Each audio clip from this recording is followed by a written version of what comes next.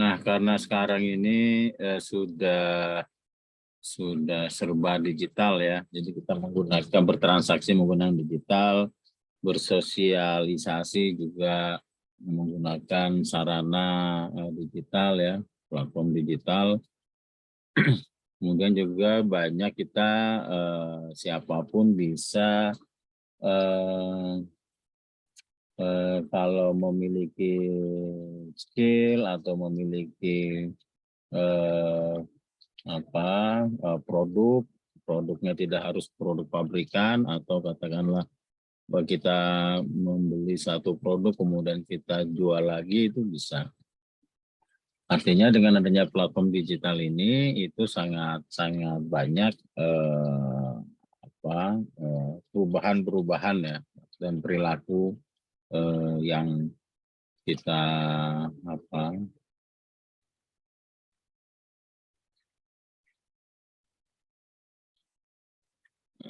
alami ya. Nah, ini mungkin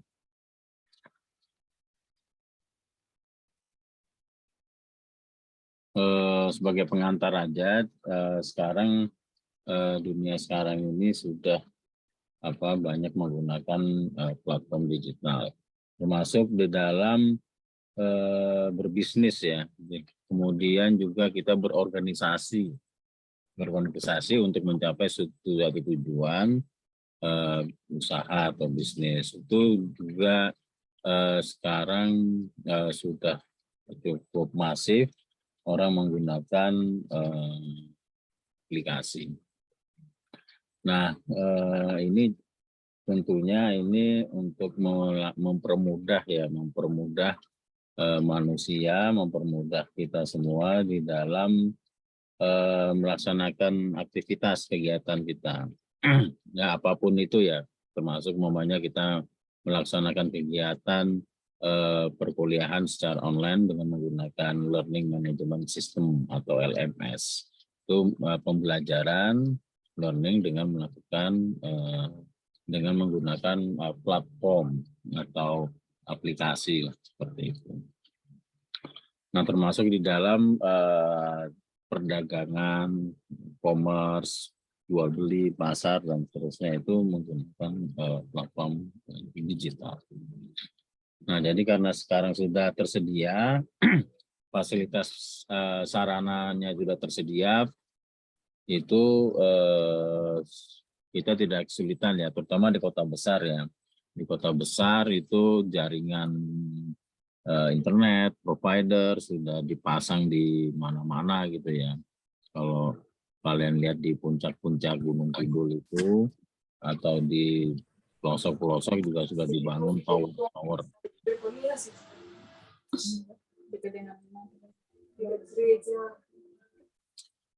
Ya, banyak dibangun tower.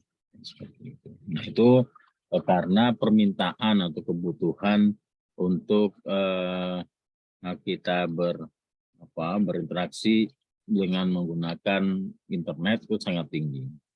Ya, bahkan kalau seandainya kita ke daerah terpencil atau ke yang dari sinyalnya itu sulit, itu kadang kita juga merasa kesulitan juga ya, padahal kan memang kondisinya seperti itu. Tapi karena itu sudah menjadi kebutuhan ya.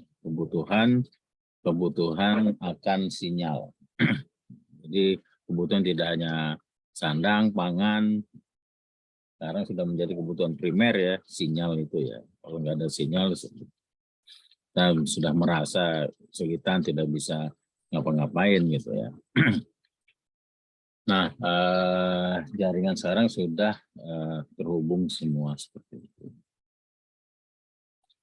Nah, kemudian di dalam perkuliahan ini juga nanti kita akan membuat semacam produk lah, katakan seperti bisa dikatakan produk, bisa dikatakan output gitu ya, atau kita menuangkan ide dan gagasan kita dalam bentuk semacam draft proposal atau semacam rancangan, dimulai dari apa gagasan atau ide yang ingin kita kembangkan, kemudian kita melakukan katakanlah riset kecil-kecilan melalui browsing di internet, kemudian kita membuat bisnis proses, kemudian user interface itu antar muka dengan user. Nah, itu tahapan-tahapan nanti akan kita lalui. Nah, banyak fasilitas yang sudah disediakan melalui sistem online dan bisnis ini itu memudahkan kita ya. Jadi kita tidak perlu lagi umpamanya mau bayar listrik, tidak perlu lagi ke PLN, cukup di online, mau beli token listrik juga tinggal pakai e-banking, kemudian dapat notifikasi nomor tokennya, atau kita mau beli tiket tidak perlu lagi ke travel dan seterusnya. Nah, jadi dengan adanya teknologi yang sekarang berkembang, baik telekomunikasi maupun teknologi informasi itu sudah sangat masif lah, seperti itu ya. Nah, termasuk dalam berbisnis kegiatan-kegiatan yang dilakukan itu oleh perusahaan-perusahaan besar, termasuk umpamanya dia mau melakukan penjualan produknya, kemudian menerima order, kemudian ordernya nanti akan di packing gitu ya.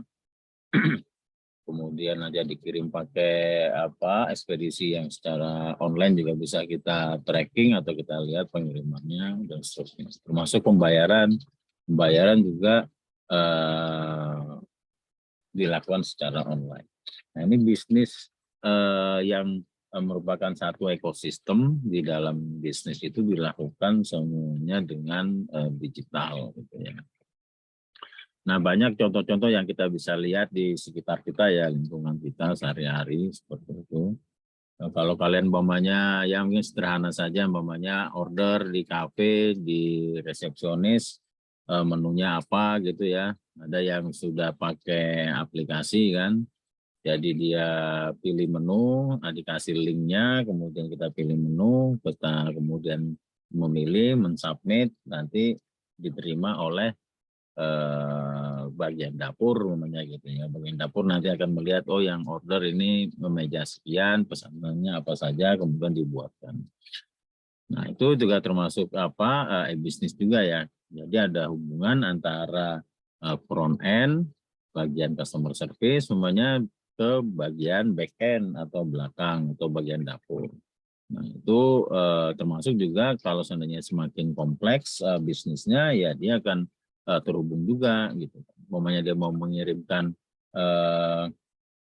barang umpamanya gitu ya ke luar daerah, nah dia bisa memasang GPS di truknya atau kendaraannya yang dibawa oleh supir, kemudian si pemilik bisa memantau lewat handphone saja sudah sampai di mana, apakah dia mangkir atau berhentinya lama atau namanya ada apa, itu bisa ketahuan lewat GPS. Nah, termasuk kayak rental sekarang ya, untuk memantau pergerakan dari kendaraannya itu dipasangin GPS. Nah, itu bisnis sudah merambah ke sana berbasis digital. Nah, dalam sehari-hari juga ada perdagangan yang dilakukan secara online ya, yang namanya e-commerce. E-commerce itu perdagangan atau pasar. Ada juga namanya marketplace. Marketplace itu tempat pasar bertemunya penjual dan pembeli gitu ya. Nah, pertemuan antara pembeli sama penjual ini itu difasilitasi oleh yang namanya trading house seperti itu. Trading house itu yang menengahi gitu ya. Jadi kalau seandainya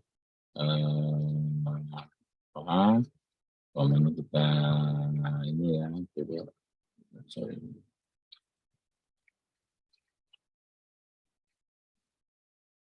Ini saya oh, gitu.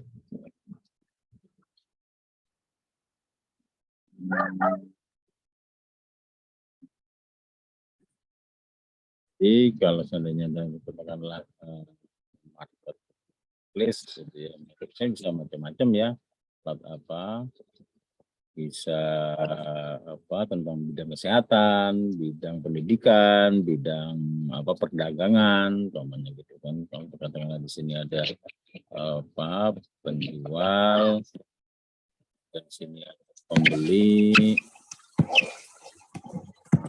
ya di sini harus ada yang menengahi, ya. Nah, ini yang namanya trading house, sama seperti kayak umpamanya Alibaba gitu ya, itu trading house, tempat dia melakukan perdagangan secara online. Nanti tetap secara fisik barang akan dikirim. Nah, apa antara katakanlah pembeli apa ini penjual, dia akan difasilitasi, maka dia harus lewat sini. Kan ini juga harus lewat sini. Jadi ketika momennya sudah deal, sudah oke, maka penjual menerima order, kemudian dikirim barangnya, nanti pembeli akan mengecek barangnya sudah sampai di mana, seperti itu. Nah, di sini ada platform ya, nah, platform yang berbasis digital ya, seperti itu. Walaupun kadang-kadang kita melihat banyak juga ya, katakanlah memang belum tentu bisa sempurna gitu ya. Ada yang mungkin menjual barangnya tidak sesuai, ada pembeli yang sudah menerima tapi nggak bayar, momennya gitu ya. Itu permasalahan-permasalahan itu, atau momennya mau retur itu bagaimana gitu kan, itu harus difasilitasi dan harus ada yang bertanggung jawab. Nah, yang bertanggung jawab ini tergantung ininya ya, syarat dan ketentuan yang berlaku, atau term of service-nya, apakah mamanya trading house itu bertanggung jawab gitu kalau seandainya ada kerusakan atau cacat barangnya dan seterusnya, atau mamanya pembeli tidak apa, trading house tidak mau tahu gitu kan, yang penting dia hanya menghubungkan saja, silakan nanti transaksinya di luar. Seperti umpamanya kayak Tokopedia, OLX semuanya gitu ya. OLX itu ya juga dia tidak ada, setahu saya kan tidak ada platform pembayarannya. Jadi ya silakan kalau saya sudah cocok ya langsung menghubungi penjualnya atau pembelinya secara di luar sistem. Nah, mekanisme itu tergantung dari kita melakukan, menjalankan bisnisnya itu seperti apa.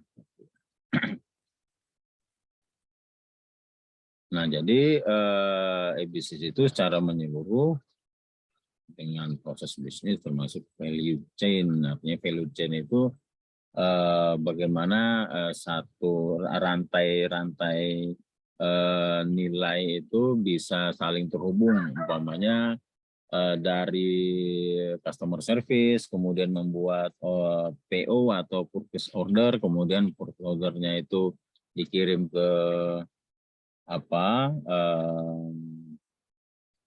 buyers atau pembeli kemudian mentransfer, diterima bagian keuangan ACC, dikirim lagi ke informasinya ke bagian gudang, namanya untuk pengiriman.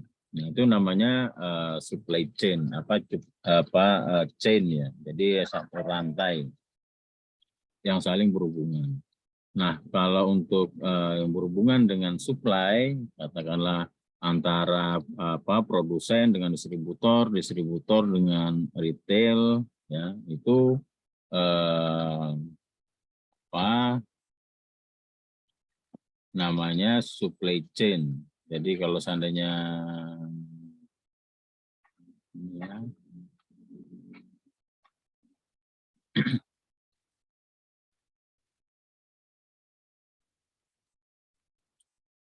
ya, Jadi umpamanya dari produsen, kemudian ke distributor, kemudian ke supplier, dari supplier ke pembeli, umpamanya seperti itu, ke buyers. Nah itu ini yang namanya supply chain. Jadi ada rantai pasok lah kalau seperti itu.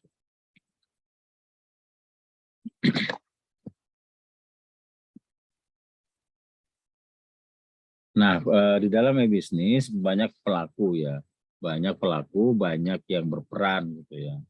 Nah, dari organisasinya, perusahaannya, lembaganya itu atau pekerjanya sendiri kalau dia mamanya mau apakah dia itu masuk apa tidak, mamanya gitu kan dicatat. Ada absen pakai fingerprint atau mamanya online itu untuk karyawannya atau untuk rekan bisnisnya pakai partner. Itu pelaku-pelaku bisnis ya yang masuk ke dalam sebuah sistem di dalam bisnis. Nah, kemudian juga ada resource-nya atau sumber dayanya yang digunakan. Jadi prosesnya yang menggunakan teknologi itu supaya untuk memudahkan juga aktivitas dan kegiatan untuk supply dan demand untuk menjalankan bisnis itu perlu teknologi. Jadi ada gadget, ada notebook, ada PC, ada server gitu ya yang mengolah data. Itu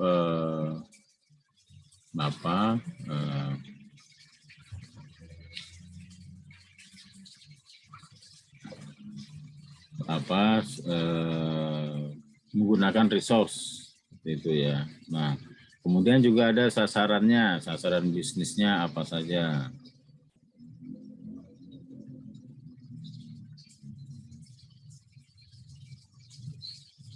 Tujuannya apa untuk bisnis itu? Apakah umpamanya eksportir atau hanya perdagangan barang atau jasa gitu ya. Jadi kegiatan bisnis itu banyak. Umpamanya orang yang bermisi membuka kursus umpamanya gitu kan. Itu juga kegiatan bisnis. Nah, itu kalau ditransformasikan yang bersifat digital atau online, mereka menyelenggarakan kursus secara online, sertifikatnya juga online, tidak lagi sekarang hard copy ya gitu ya, sertifikat yang menggunakan e-sertifikat, semua sudah elektronik. Kita bisa mengikuti kursus dimanapun, yang mengadakan itu dari lokal atau internasional, itu kita bisa ikuti. Itu sudah tergantung dari kebutuhan kita, sasaran kita sampai gimana. Nah, kemudian tujuannya apa? Ya, nah, kita membangun bisnis itu secara elektronik atau digital.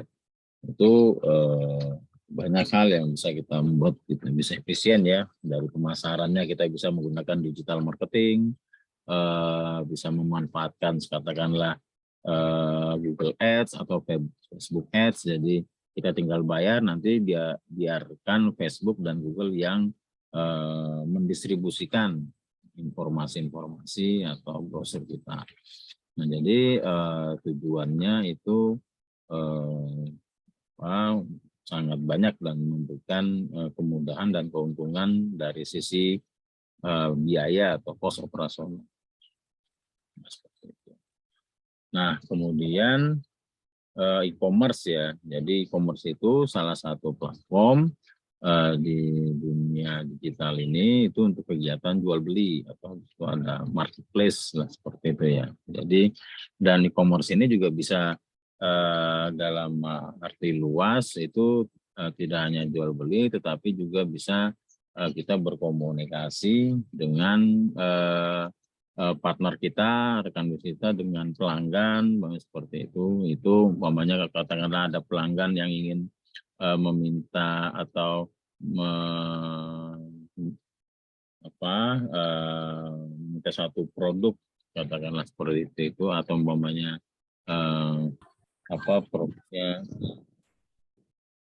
ada keluhan dan seterusnya, itu ada namanya telemarketing gitu ya. Jadi untuk bisa menghandle keluhan-keluhan dari pelanggan seperti itu. atau ada request baru dari produk itu yang mungkin diharapkan bisa nanti untuk produk berikutnya, keluaran produk berikutnya itu sudah mengakomodir dari permintaan dari pengguna atau pelanggan. Jadi e-commerce itu banyak hal gitu ya. Itu tadi ya, antara produsen dengan distributor. Yang satu itu memiliki produk, yang satu mendistribusikan. Itu bisa secara bisnis dari, bisa dikatakan e-commerce ya. Artinya perdagangan itu dijalankan secara online untuk administrasinya ya, tapi secara fisiknya tetap barang itu dikirim. Nah, di sini ada dua sisi antara supplier sama customer ya. Kalau dalam bisnis itu konteksnya dari yang satu umpamanya untuk memenuhi kebutuhannya, ada demand, ada permintaan, yang satu yang mensuplai, yang menjual produknya, seperti itu.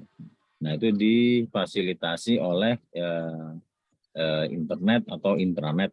Kalau internet dia publik kan, semua orang bisa mengakses. Kalau intranet hanya di dalam lingkungannya sendiri, tidak bisa kita mengakses sistem yang ada di dalam jaringan yang sifatnya intranet. Nah, transaksi-transaksi yang dilakukan organisasi bisnis, konsumen, pemerintah itu berbagai macam ya. Ada yang namanya consumer to consumer, ya artinya dari pembeli ke pembeli, ya konsumen ya ke konsumen, seperti itu ya. Sini ada contohnya social network, dia konsumen, dia juga bisa sharing informasi, seperti itu. Atau ada yang katakanlah mau menjual barang bekas secara online gitu kan, masuk ke dalam yang dia juga membutuhkan barang lain, tapi orang lain juga membutuhkan barang dia. Nah, kemudian ada juga yang bisnis to consumer, kemudian government to kan consumer. Kalau government itu pemerintah ya. Jadi namanya katakanlah dia melakukan proses namanya perizinan atau mungkin menjual satu produk katakanlah batu bara atau mineral gitu kan, itu kan pemerintah yang menjalankan, mungkin melewati BUMN gitu ya. BUMN juga umpamanya sekarang ada yang punya bisnis di bidang transportasi seperti Garuda kan, itu juga punya, itu bisnis juga, itu ke konsumen, pelanggan yang membeli tiket dan seterusnya. Nah, yang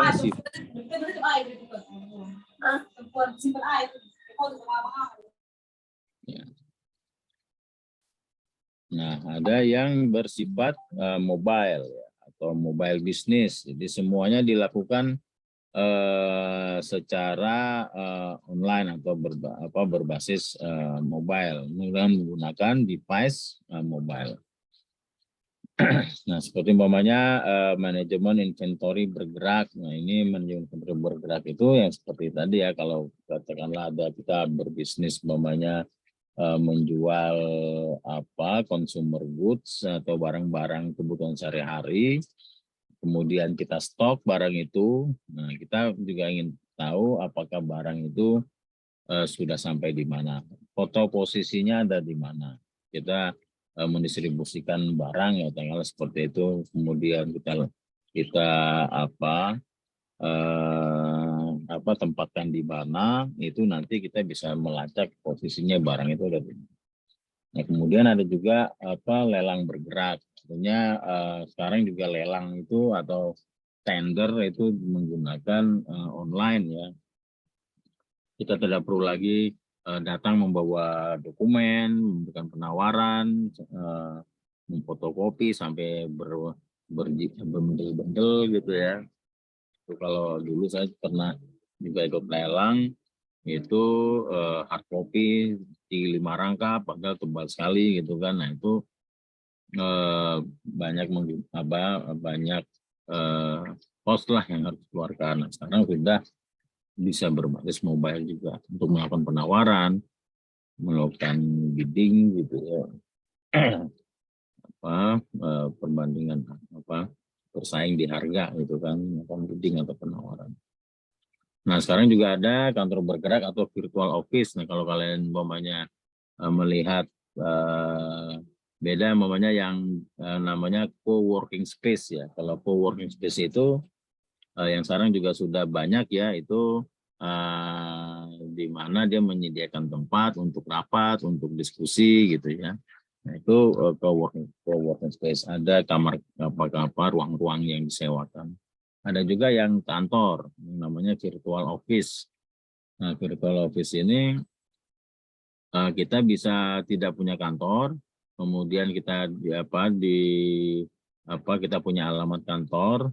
Nah, tapi alamat kantor itu digunakan bersama-sama. Jadi ada satu kantor, kemudian digunakan oleh banyak perusahaan-perusahaan, itu biasanya perusahaan-perusahaan yang pemula merintis, gitu ya, belum punya kantor ya, akhirnya juga menggunakan virtual office tadi.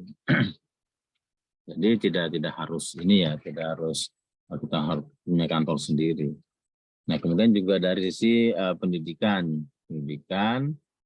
sekarang sudah banyak secara remote, secara online. Ya. Nah, ke depan juga tidak akan kita tinggalkan. Jadi tidak karena umpamanya COVID sudah selesai maka offline gitu kan. Itu sekarang malah arahnya itu ke online. Malah ada yang mengadakan menyelenggarakan di luar negeri itu pendidikan secara online. Nanti tetap dapat gelar S1, gelar S2, gelar S3 gitu ya, tidak harus tatap muka secara fisik gitu ya.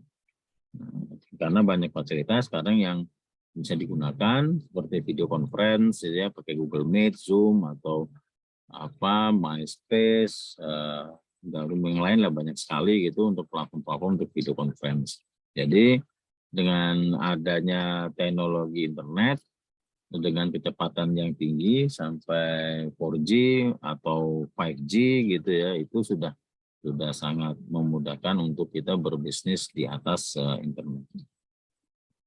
Kemudian banyak pusat-pusat data yang sifatnya itu wireless atau banyak orang menyimpan data-data di data center gitu ya, kemudian di cloud nanti kita bisa mendownload lah data-data. Jadi banyak dibangun pusat-pusat data gitu ya. Nah sekarang kalau kita mau mengakses katakanlah data statistik BPS namanya gitu, kita mendownload hasil-hasil survei, ya kita tinggal download. Mereka sudah punya bank data, sudah punya gudang data. Atau perpustakaan juga itu gudang data juga, gudang data arsip. Nah, kita bisa mengaksesnya secara online. Nah, jadi orang menyiapkan gudang-gudang data atau bank data nanti bisa di-sharing oleh yang lain. Jadi banyak fasilitas atau sarana yang sudah sekarang dikembangkan orang gitu ya, dan itu akan terus berjalan terus, akan terus berproses, akan ya nggak tahu sampai kapan ya, nanti akan muncul nanti teknologi baru lah seperti itu ya, dengan adanya platform yang sudah ada sekarang.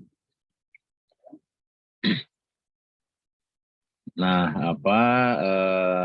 ini banyak kan saya skip aja gitu ya, tidak benar. Kalian tinggal baca aja ya.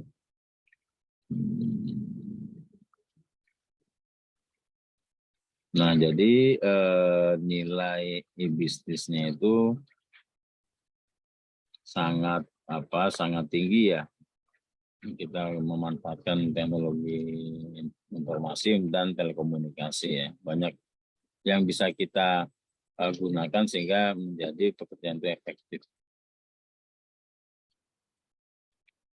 Nah, kemudian dengan adanya e-bisnis ini, dengan platform internet ini, maka banyak terbuka peluang ya kalau ingin menciptakan produk-produk atau jasa-jasa baru yang tergantung inovasi kita.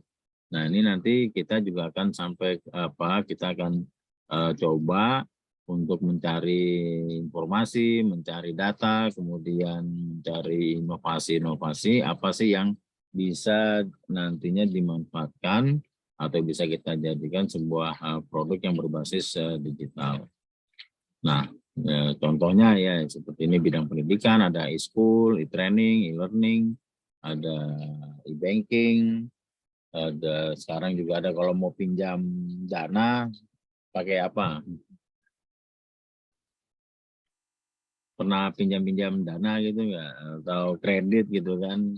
Nggak pakai apa kan kreditu atau apa gitu ya. Banyak itu sekarang.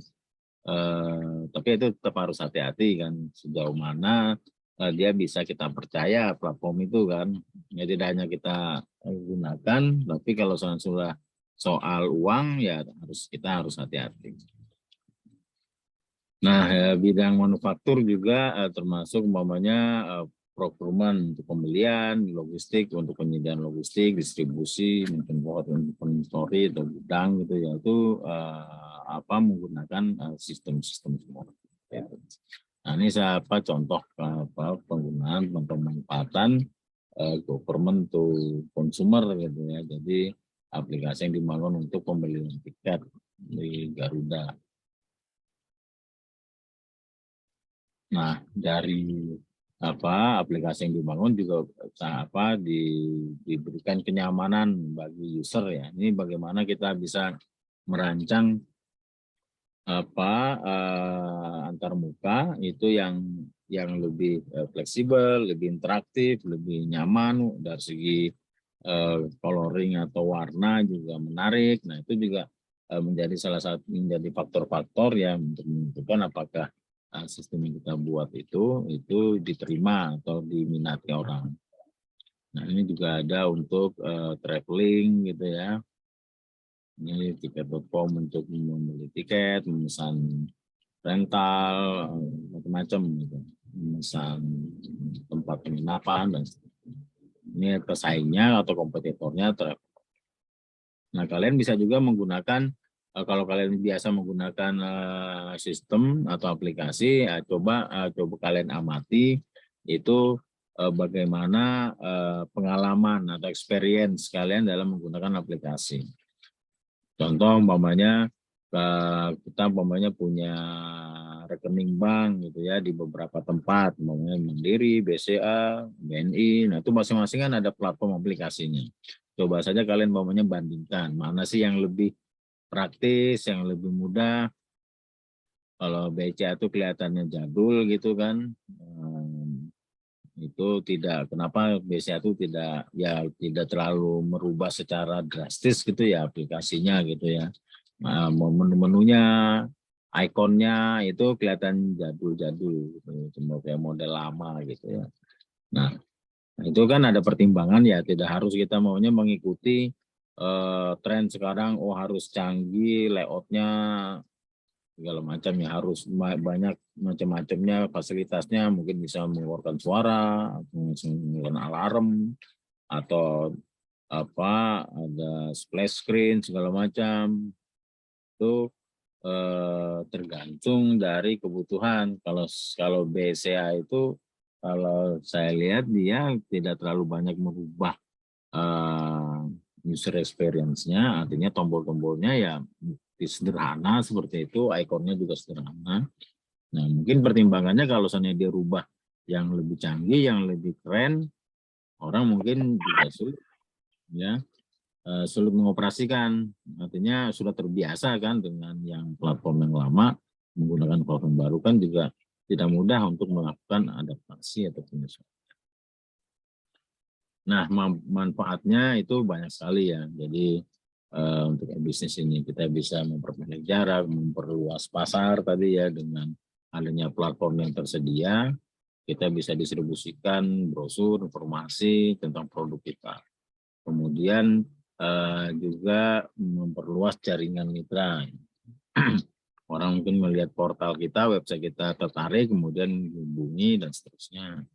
Kemudian biaya juga terkendali atau terkontrol. Karena momennya kalau untuk marketing ya cukup momennya digital marketing. Nah, tingkat efektivitasnya untuk digital marketing tergantung dari timnya.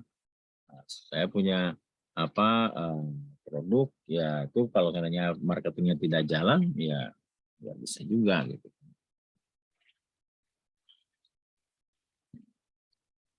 Nah, hambatannya di dalam dunia bisnis itu belum terbentuknya high trust society, belum masyarakat belum trust. Kalau seandainya itu soal katakanlah uang gitu ya, kita mau kecuali kalau kita di kampus kita melakukan pembayaran kalau macam itu kita trust sama kampus kan seperti itu. Karena kita bisa komplain bisa apa kalau seandainya ada pembayaran yang belum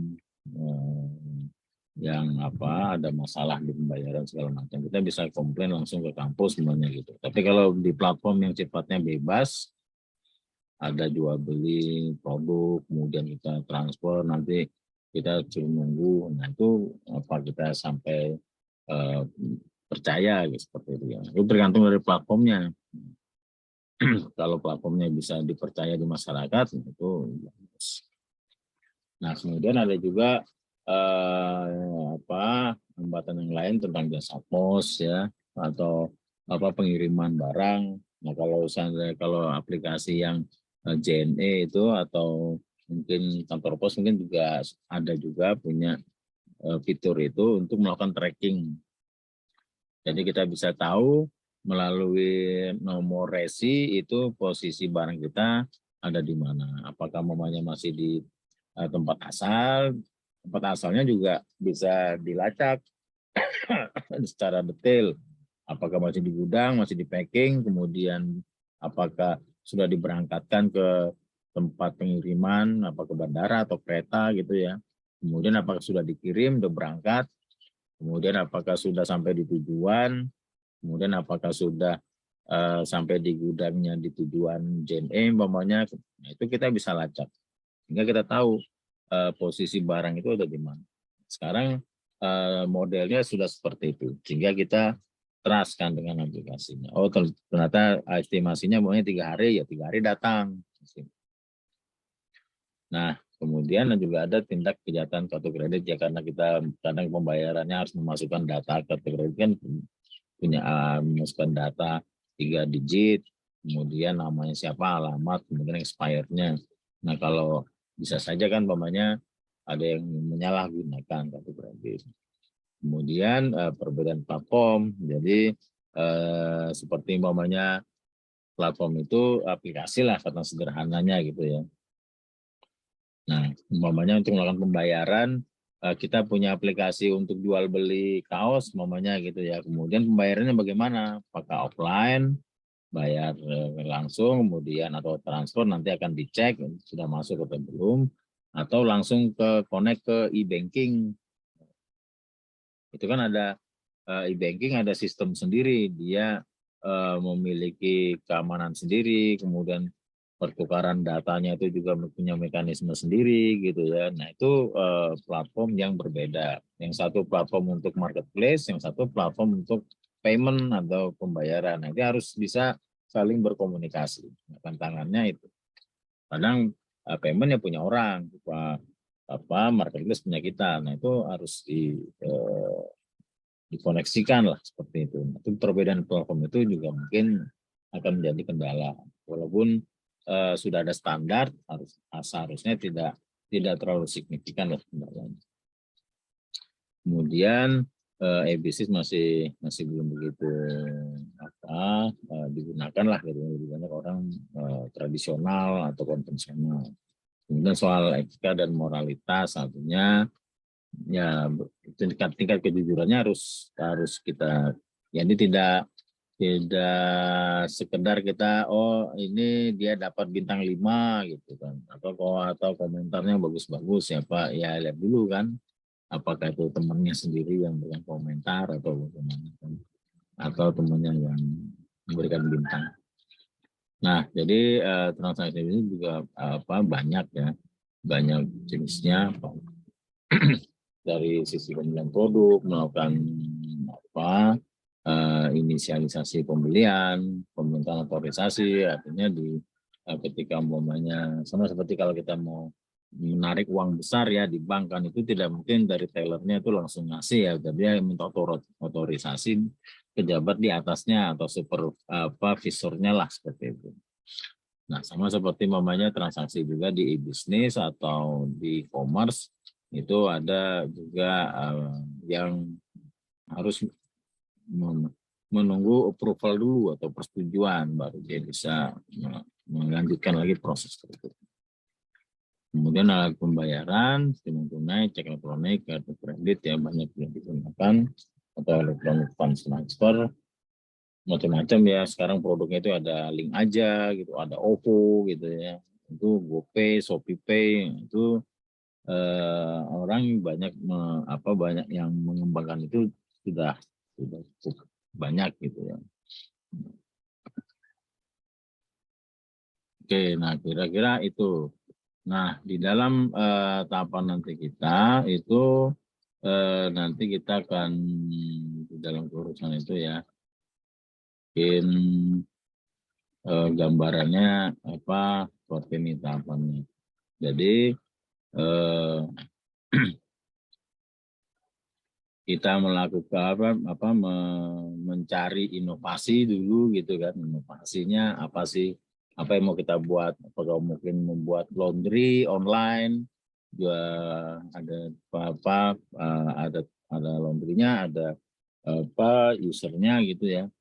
Atau umpamanya membuat pet shop, sekarang cukup marak gitu ya orang buka toko pet shop gitu ya, atau hewan piaraan itu bisa difasilitasi menggunakan aplikasi untuk menitipkan hewan kalau dia pergi, atau kalau hewannya sakit dirawat di pet shop itu, atau dia mau beli katakanlah mau belanja makanan hewan piaraan ya, nah itu bisa diberikan fasilitas. Nah itu bebas. Jadi kalian bisa mencari ide, gagasan atau inovasi apapun itu, mau yang sederhana, mau yang kompleks ya. Kalau kita kalau untuk materi ini tidak perlu kompleks lah, cukup sederhana saja. Tapi kalau misalnya kompleks pun ya nggak apa-apa, kalau kalian bisa nanti untuk menerjemahkan. Nah kemudian dari inovasi itu nanti dari informasi yang ada ya, inovasi kan berdasarkan informasi ya, informasi yang kita dapatkan sekarang apa. Umpamanya apakah sekarang kira-kira kalau seandainya kursus-kursus yang konvensional kita jadikan yang online itu bagaimana. Nah ya tidak masalah kalau tetap memang sudah ada, tidak harus cari yang baru ya. Kalau untuk mencari yang baru itu tidak akan mungkin. Nah ada konsep yang namanya ATM. ATM itu amati, tiru, modifikasi. Nah, ini saya juga lagi coba membuat sama tim gitu untuk membuat aplikasi bagaimana belajar bahasa Inggris. Nah, sebenarnya aplikasinya banyak sekali ya, kita mau download apa segala macam itu banyak sekali. Nah, kira-kira apa sih yang ini kita bisa melihat seperti apa aplikasi yang seperti bahasa Inggris namanya, kita download aja, kita coba-coba gitu kan. Nah, itu kita amati. Nah, kemudian kita tiru. Jadi tidak mungkin kita membuat sesuatu yang baru kecuali kita punya pemikir besar lah gitu ya. Sekarang kan semua sudah tersedia gitu ya. Nah, jadi tinggal kita yang melihat bisnis proses yang sudah ada di satu platform aplikasi, itu kita modifikasi. Makanya kalau seandainya di platform untuk bidang kesehatan ya, kita konsultasi dengan dokter, itu kan banyak platformnya. Halodoc atau apa ya, dokter kita atau apa gitu ya. Nah, itu coba kalian gunakan, kemudian kalian coba amati. Nah, kira-kira ada nggak yang bisa ditambahkan fiturnya atau dimodifikasi. Nah, sehingga menjadi menambahkan fitur yang lebih menarik, umpamanya seperti itu. Dari yang sudah ada tetap dibuat, tapi ditambahkan lagi fitur tambahan. Nah, sehingga orang lebih tertarik. Nah, dan itu sekarang sudah enak karena banyak aplikasi yang sudah tersedia gitu ya. Sama seperti kayak tiket.com sama Traveloka untuk traveling gitu ya, itu ya mungkin mereka saling mengintip gitu kan nih, kira-kira di Traveloka ini ada fitur apa sih pokoknya gitu kan, apakah mengintip fitur reminder untuk mengingatkan orang yang sudah beli tiket kemudian harus ini kan mengingatkan reminder atau notifikasi atau apa kan di ini dipelajari gitu kan, saling mengintip atau saling mempelajari. Nah kalau kita belum punya produk kata yang seperti itu ya kita amati saja kira-kira apa sih yang bisa dikembangkan atau dimodifikasi. Nah kemudian dari inovasi itu kita melangkah bisa masuk ke bisnis proses. Nah, bisnis proses ini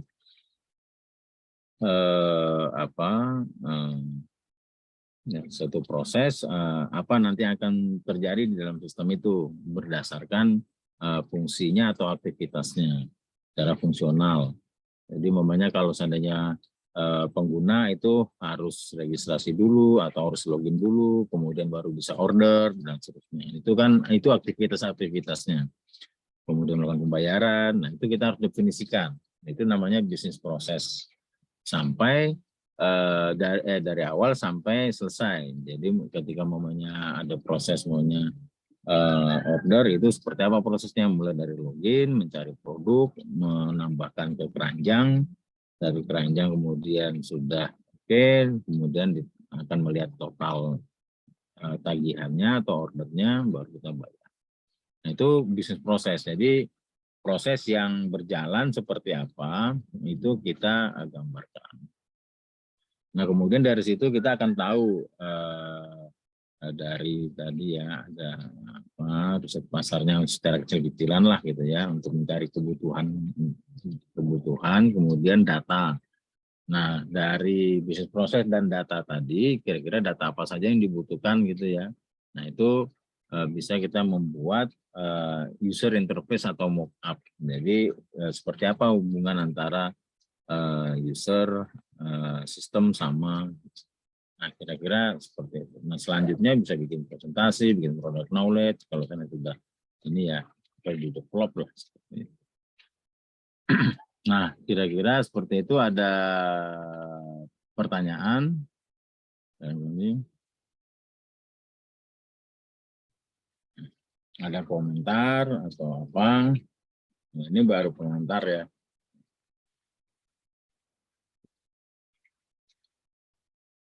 Ya, silakan.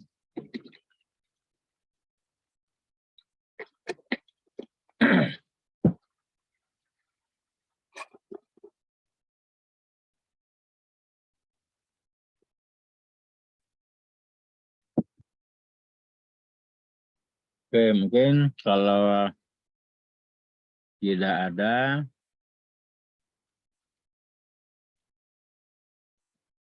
kita cukupkan dulu ya. Oke, ada yang mau ini? Atau konfirmasi jadwal atau gimana? Kalau ini kan baru pertama ya, terus juga hari ini saya, nanti ada lagi nggak ya hari ini?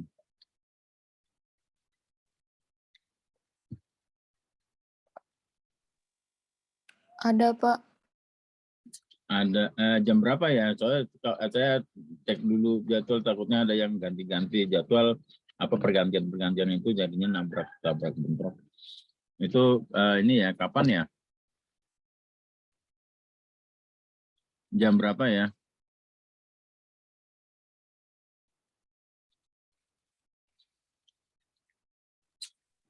Jam 3 sore, Pak. Jam 3 ya. Ya, nanti ini yang komunikasi dengan saya untuk koordinatornya itu ya Apriliana tuh ya, tuh siapa? Anjing. Iya, Bapak. Iya, Bapak.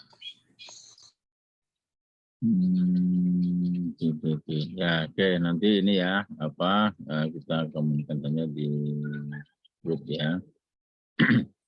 Untuk selanjutnya Oke, mungkin untuk sesi ini kita clear dulu ya. Silakan melanjutkan kalau ada pekerjaan yang lain atau aktivitas yang lain dari saya. Sementara itu, selamat siang. Assalamualaikum warahmatullahi wabarakatuh. Selamat siang, Pak. Terima Terima kasih. kasih, Pak. Ya, sama-sama. Selamat siang, Pak. Terima kasih banyak. Ya, sama-sama. Oke, ini saya N ya. Baik, Ya. Pak.